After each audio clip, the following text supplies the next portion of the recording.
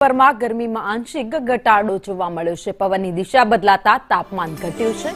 મોટાભાગના જિલ્લામાં તાપમાન 2 થી 3 ડિગ્રી જેટલું ઘટી ગયું છે।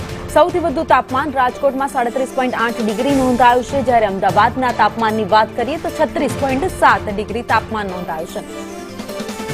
ગાંધીનગરમાં 36.5 ડિગ્રી, જ્યારે ડીસામાં 36.7 ડિગ્રી તાપમાન નોંધાયું છે। વડોદરામાં 37.4 ડિગ્રી તાપમાન નોંધાયું છે। સુરતમાં 36.2 ડિગ્રી, જ્યારે ભુજમાં 36.1 ડિગ્રી તાપમાન નોંધાયું છે।